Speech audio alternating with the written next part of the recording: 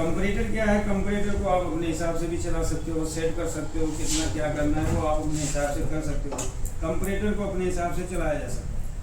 तो यहाँ से जो वोल्टेज है 5 हमने फिक्स किया और यहाँ से वोल्टेज हमने यहाँ पे दे दिया, जो उसको रिक्वायरमेंट है एसी को सेंस करने का वो वोल्टेज यहाँ पे आ गया। अब कंपैरेटर काम करे ना करे उससे हमें कोई नहीं मतलब है, हमें कंट्रोलर आईसी को ये बता देना है कि चार्जर में एसी लग गया और चार्जर में एसी लग जाएगा तो वो क्या करेगा, उसको ऑपरेट करा देगा।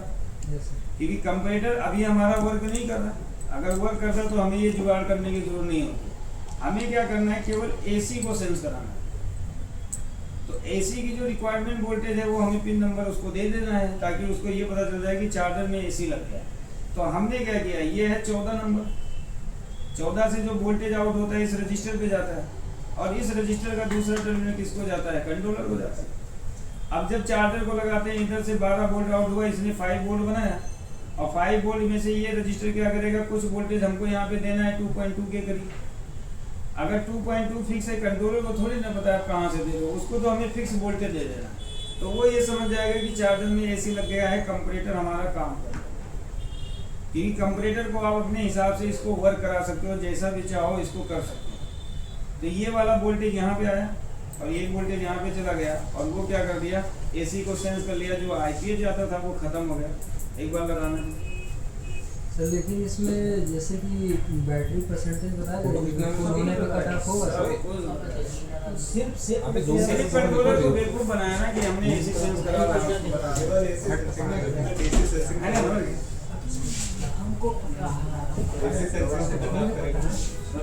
कंप्यूटर तो अपना काम कर ही रहा है। कब आओगे फिर भाई? अच्छा 5 को छुट्टी नहीं है ना? नहीं सर 5 को खुली है। हम लोग कहाँ जाए जरा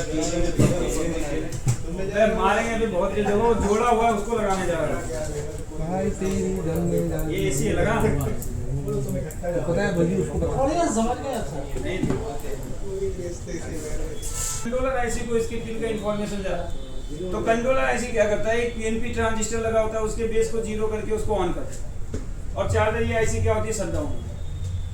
तो अगर मान लो चार्जर कट ऑफ नहीं हो तो आप सर्किट बना सकते हो ना कि इतने वोल्टेज पे जाएगा ना तो इसको प्रॉपर वोल्टेज मिल जाएगा। रेफरेंस से आप सर्किट सेट करो और इसके पिन नंबर 8 को दे दो। समझ, मान लो अगर नहीं समझ में आ रहा है चार्जर क्यों नहीं cut off, charger cut off होने का मतलब कि रेफरेंस फिक्स हो गया, रेफरेंस बढ़ ही नहीं रहा।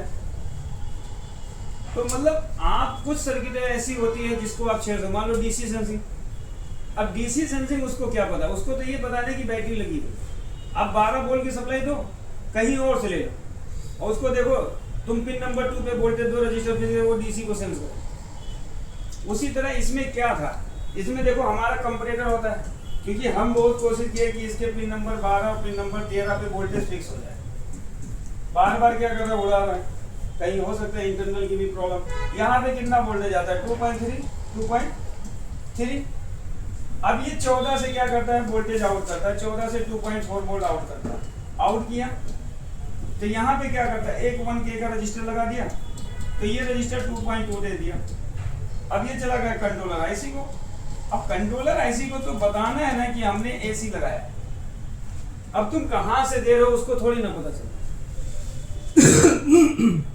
बस ये है कि थोड़ा लेट रिले को चालू करता है क्योंकि पहले भाई आउटपुट होगा।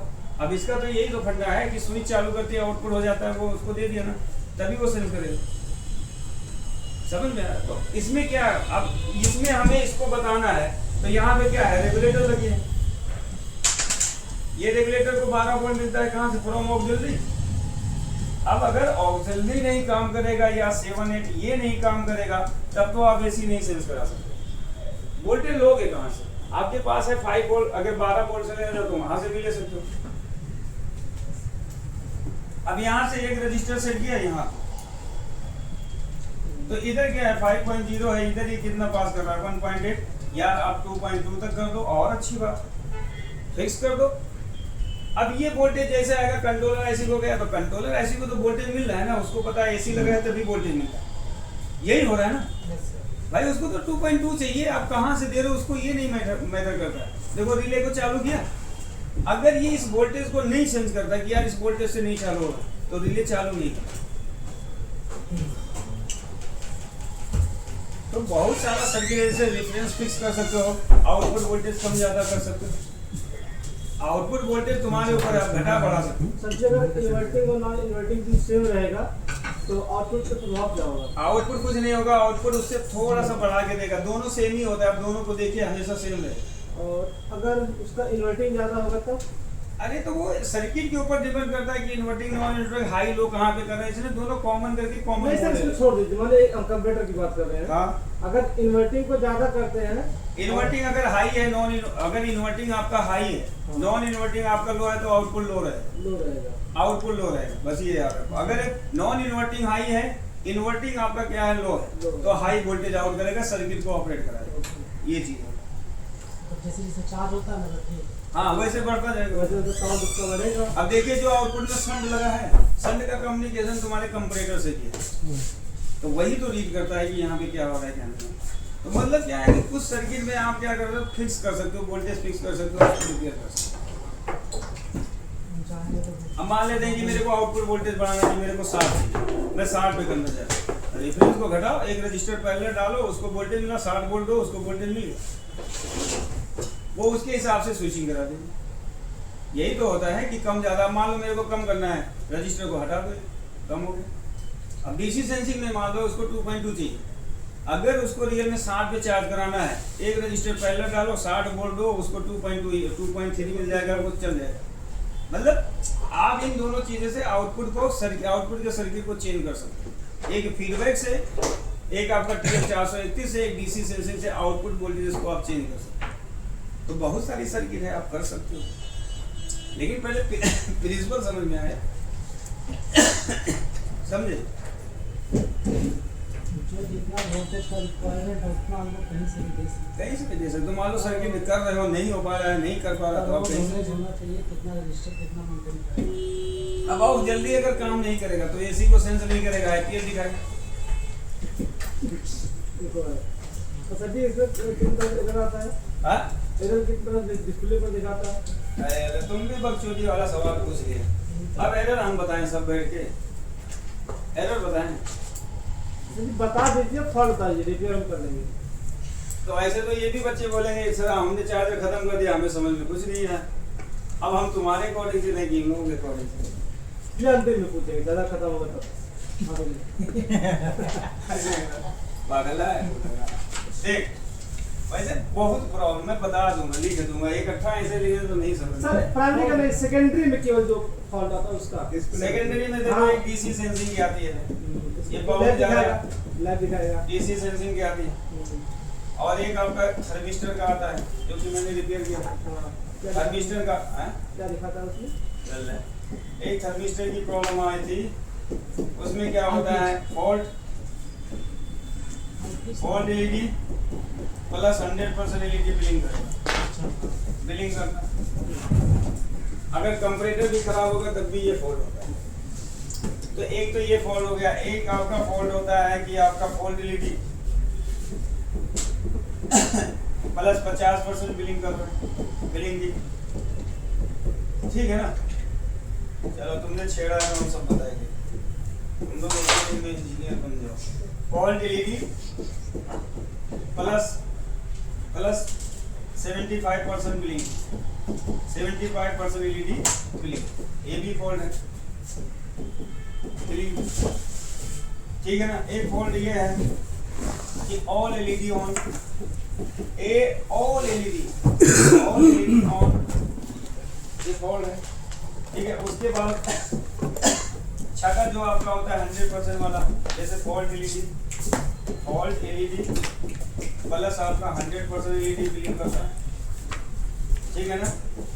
तो मतलब बहुत ये इतनी फॉल्ट आपको इसमें से देखने को मिलेगी। अगर आउटपुट में प्रॉब्लम है, 50-25% ब्लिंक करेगा तो लैब होता है, लेकिन 25% लैब की वजह से नहीं, एक और वजह से भी आता है। रिजल्ट जरूरी नहीं कि डीसी सेंसिंग आपका ओके होगा तब भी 25%। उसके बाद आपका थर्मिस्टर का आएगा तो फुल एलईडी और फॉल्ट एलईडी प्लस 100%, 50% आता है तो एम्पियर की प्रॉब्लम होती है, 75% में एम्पियर की भी प्रॉब्लम होती है, और आपका जो ये ऑल एलईडी ऑन हो जाती है, लॉजिक आईसी शॉर्ट हो जाती है, और ये फॉल्ट एलईडी प्लस 100% एलईडी तो ये आपका तो मैंने लिख ही दिया, लेकिन इसमें कभी कभी क्या होता है कि तुरंत दिखा देता है बैटरी फुल दिखा देता है। अगर आपका थर्मिस्टर ओके और वो तुरंत फॉल्ट एलईडी प्लस 100% दिखा रहा है, बैटरी आपकी डिस्चार्ज है, तो इसका मतलब डीसी सेंसिंग ज़्यादा जा रहा है उसका, इसलिए वो डायरेक्ट 100% एलईडी ब्लिंक कर रहा है। जबकि हमें पता है ना कि बैटरी हमारी डिस्चार्ज है, हमें 0 लेवल से जाना 25 है ना, ऐसे जाना है ना, ये चीज़ तो ये चीज़ होता है, समझ में आया? तो इतने टाइप का आपका आउटपुट में फॉल्ट है, और ये सब एलईडी से ही पता चल जाता है कि कौन कहाँ से। ये याद रखना 100% वाला ये बहुत फॉल्ट आएगा। बहुत बड़े कारीगर मार्केट में बैठे हैं, वो थर्मिस्टर को निकाल के फेंक देते हैं। एक से महान कारीगर हैं, बंगाल में भी, कोलकाता में भी 2-3 बच्चों के भाई चार्ज बहुत है, एलईडी निकाल के उसको शॉर्ट कर देता है थर्मिस्टर। तो जब मैं बताया जैसे मेरे को पता है 100% में समझ जाता हूँ थर्मिस्टर का काम होता है पूरी बॉडी की टेम्परेचर को कंट्रोल करना। थर्मिस्टर खराब हो जाता है? खराब नहीं होता है, वायर को दे जाते हैं। हाँ, ये भी कोई चीज़ दे रहा हो तो मतलब रजिस्टर भी होता है। हाँ, रजिस्टर भी अगर जैसे हमने देखा रजिस्टर खराब, थर्मिस्टर तो हमारा सही था, रजिस्टर हमारे 2 खराब थे, चेंज किया चालू हुआ था, तो ऐसे भी आपको देखने को मिल सकता है। यानी 100% है तो थर्मिस्टर की सप्लाई पकड़ लो, 1 से निकलेगा 4 पे जाएगा, ऐसे रिसाइकिल हो, ऐसे यू शेप में होगा। हाँ, उसे ताकि उससे बता अब वोल्टेज में कमी बेसी होगी, थर्मिस्टर की वैल्यू कम ज़्यादा होगी तो वोल्टेज में कमी बेसी आएगी, कंट्रोलर ऐसे पकड़ लेगा यार कुछ तो गड़बड़, थर्मिस्टर हमारा वैल्यू को क्यों ड्रॉप कर रहा है या वैल्यू क्यों बढ़ा रहा है, तो वो समझ जाए। ठीक है ना, जब तुम्हारा एक दिन में खत्म होगा ये कहा उसमें सर वोल्टेज कम आ रहा था, वोल्ट आउटपुट कम दे रहा था। वोल्टेज फिक्स करो 2.2 लाओ, वोल्टेज बढ़ जाएगा। हाँ, अब इतना तो आप कर सकते हो ना कि अब ये भी हम बैठ के करें, उसको आप हमें पता होना चाहिए ना, बता दो ना कि उसका रेजिस्टेंस बढ़ा दो, 2.2 ले आओ, आपका आउटपुट बढ़ जाएगा। अभी खुद लो देखो, हर चीज थोड़ी ना हम बैठ के यहाँ पे करेंगे, आपके लिए भी तो छोड़ेंगे। आज तुम पूछो क्या बोलो सर इसमें कोई एरर दिखाई डिस्प्ले पे? हाँ 3.3 थर्मिस्टर पे 3.3 आना चाहिए।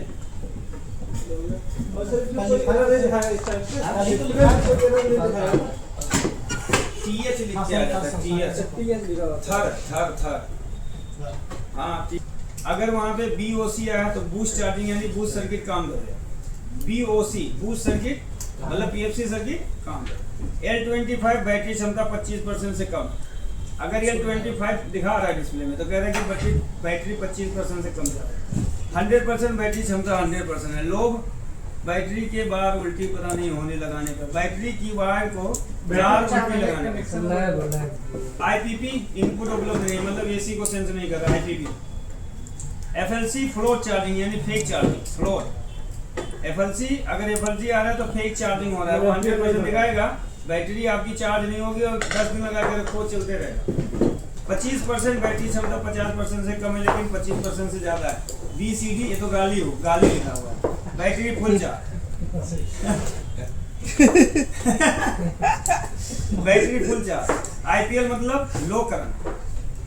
IPL का मतलब जो आपकी कंपैरेटर ऐसी लगी है उसको लो वोल्टेज मिल रहा है। देखो मेंस लिखा है लो कट मतलब लो वोल्टेज दिया जा रहा है उसको। एक IPL आता है, एक IPH आता है, एक IPP आता है, ये सब फोल्ड होते हैं। लो कट IPH मतलब हाई कट, IPH आ गया ना मतलब ज्यादा वोल्टेज जा रहा है, आप उसको कंट्रोल करो। उसके बाद लैब दिया है लेड एसिड बैटरी चार्जर, मतलब कह रहा है बैटरी लगाओ। BU आएगा तो बैटरी वोल्टेज, बैटरी 50% बैटरी क्षमता 75%। कनेक्टर चार्जर चालू है, कनेक्ट मतलब चार्जर चालू है, ये लिखा आता है। जितना लिखा है ना सब लिखा आता है। लोग का मतलब बैटरी की तार ढीली रहने पर अगर बैटरी सही से नहीं लगे ये लोगों को इंतजार कर रहा तुम्हारा, ये लोगों को इंतजार कर रहा है। DC मतलब बैटरी करंट वो सोच रहा है सर लोग हैं मैं तो अंदर हाँ सोच रहा होगा सर लोग हैं तो मैं अंदर हूँ। तो का उसको अब लिखा है OTP तापमान, देखो OTP लिखा है, OTP वो थर्मिस्टर वाला, सॉरी OTP अगर आ रहा है डिस्प्ले में ना समझ जाओ तापमान बढ़ गया, मतलब थर्मिस्टर काम नहीं कर रहा। तो ये सब तो दिया है हमारा, सब तो लिखा हुआ है यार भाई यार पवन। अरे यार इनपुट करंट 75 मैक्सिमम चाहिए, output current 18 ampere, 65 volt 48 volt. ये 65 वोल्ट का है, अब 65 वोल्ट देगा नहीं। हाँ वो तो देता है ना, और यही कट ऑफ वोल्टेज होगा इसका। मैक्सिमम आउटपुट वोल्टेज 65 है बे, तो कटा पे 65 पे जाते ही कट ऑफ कर दिया। और क्या दिया, do not open the charger आई चेतावनी है सर, चेतावनी। देख यार खोले का है चार्जर को ना खोले, चार्जर हाई वोल्टेज है। अच्छा, इनपुट वोल्टेज 90 से 300 वोल्ट तक ये झेल जाएगा। 47 63 मेगा हर्ट्ज अपने में 60 है ना, 50 है, 50 से 60 50 60 60 मेरे को ही होता है फिर भी चल रहा है। मैक्सिमम करंट इसका 18 एम्पीयर होना चाहिए। 60 ले लो और ये मैक्सिमम आउटपुट वोल्टेज इतना, बैटरी सीरीज इतना, बस ये सब तो लिखा होता है। इसको पूछ रहा जो लिखा हुआ दुकान में भी आ जाए। ओए, आउटपुट वोल्टेज कम बना है, इसको बढ़ा। चल देखता हूँ अब तू कितना बड़ा रिपेयर है। अभी कहाँ लिखते रहो अब तू बढ़ा दे तो मैं मान लो, डिफरेंस देख ले, डिफरेंस का ज्यादा होगा, डिफरेंस घटा दे, आउटपुट वोल्टेज बढ़ा।